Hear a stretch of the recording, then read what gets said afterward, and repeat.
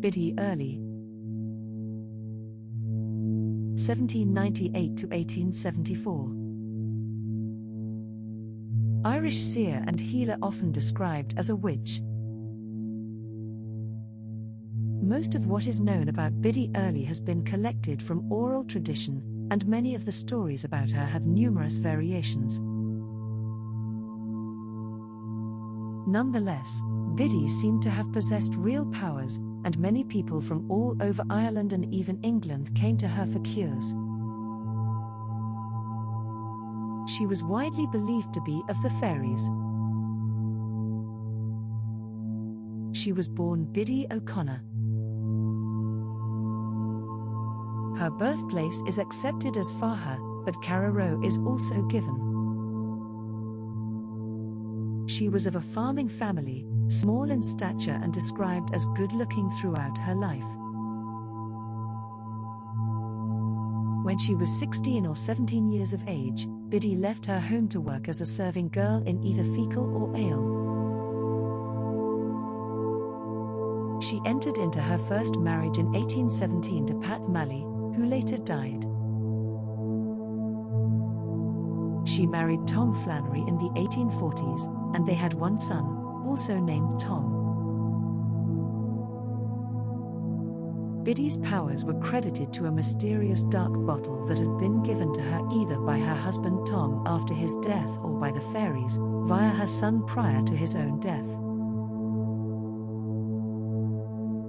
She was instructed that by looking into the bottle with one eye and keeping the other eye open, she would be able to see what ailed people and view the future. In exchange for this ability, she was never to charge money for her services, or she would lose the powers.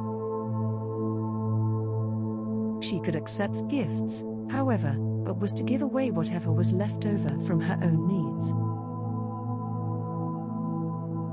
She was not to allow others to look into the bottle, or else they would either die or go mad. One of the first stories about Biddy concerns a mean-tempered landlord who set about to evict her and others from their homes. Biddy agreed to go, but told the landlord he would never leave his home. A fire subsequently broke out in the landlord's home and he perished in it. After the landlord disaster, Biddy moved to Kilbarran. At this point in her life, she already was in possession of the mysterious bottle. A man offered to move her possessions in exchange for a look inside the bottle.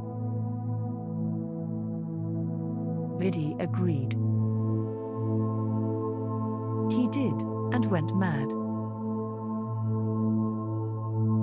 Biddy lived the rest of her life in Kilbarran. Her various husbands were tenant farmers, some allegedly died of drink.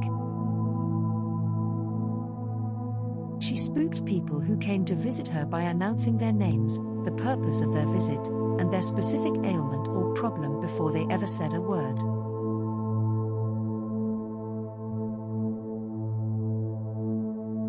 She was sought out for three primary reasons: to cure human ailments, to cure animal ailments. Farm animals often meant the difference between starvation and comfort for a family, and to relieve fairy molestations. In terms of the last reason, people would be made ill or otherwise troubled by the fairies for inadvertently disturbing their invisible forts, paths, or nighttime play areas. Biddy could see these and prescribe remedial action.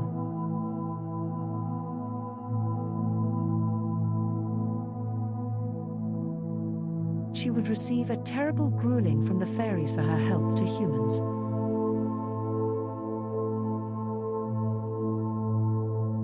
Biddy could also know when someone had been made ill by an unhappy ghost or evil spirit or by another witch.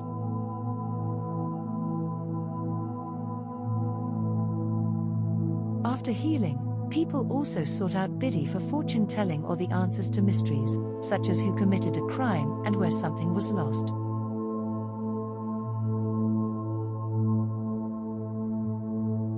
She often made up potions for people from her own well water. These were given with complex instructions which had to be followed precisely in order for a cure to happen.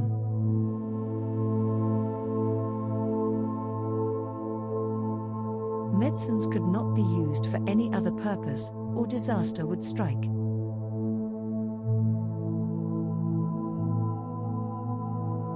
Some of her cures resemble the miraculous healings of Jesus and saints of various religions, such as instantly curing cripples.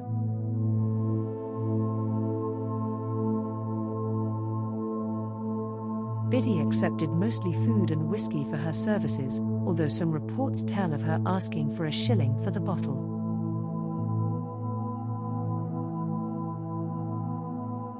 Otherwise, she had no set fees of any sort.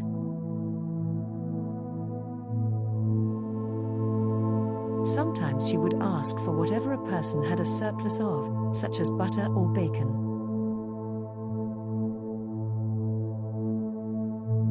Sometimes she required penance of people in order to be healed, or a demonstration of their sincere desire for healing.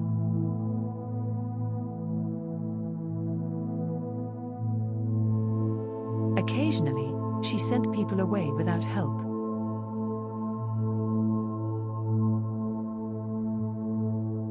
In these cases, their problems were beyond her powers, or they had angered the fairies too much for a reprieve, she said.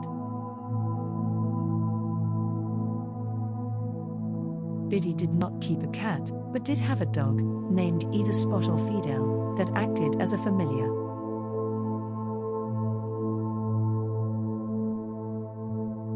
She would tie messages in a sock around the dog's neck and send him out to people, reputedly controlling him via her bottle.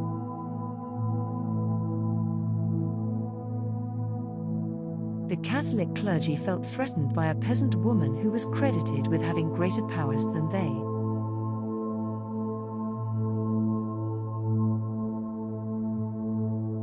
Although village priests scorned her and told people not to pay her any heed, most people, either out of awe or fear, respected her and valued her over more traditional doctors.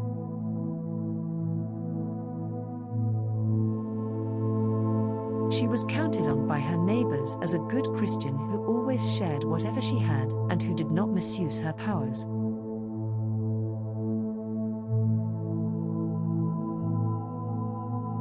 Nonetheless, the church labeled her a wicked witch whose powers came from the devil.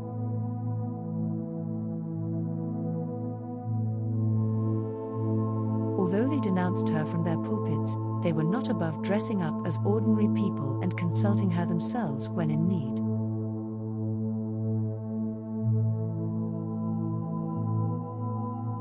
She apparently didn't hold grudges against them, even curing one priest of cancer.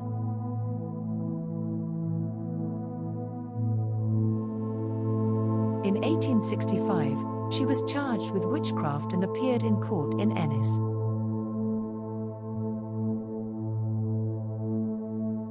Apparently, she was not convicted, for there is no record of her being jailed.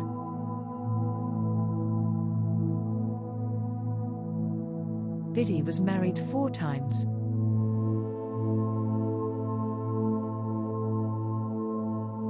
The last was in 1869, when she was more than 70 years of age.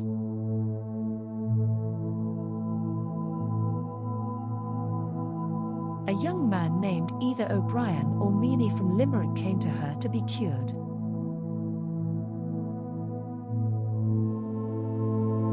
She asked him if he would marry her if he did.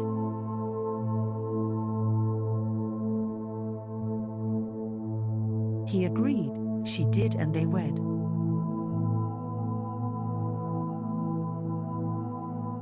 In April of 1874, Biddy became seriously ill and asked a friend to see to it that she received the rites of the church and was properly buried.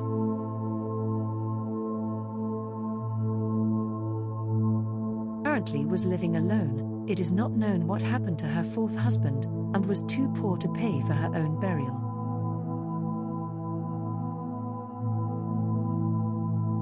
Her friend, Pat Malley, agreed.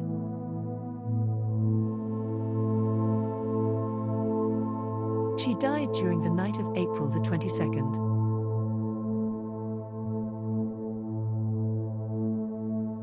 Lore has it that a mysterious ball of fire went out the front door of the house at her passing.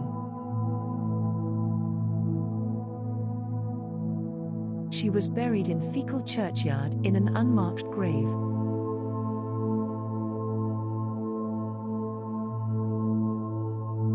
As for her bottle, Biddy reportedly gave it to the priest who administered last rites, telling him he would now possess the same powers. He threw it into Kilbarron Lake.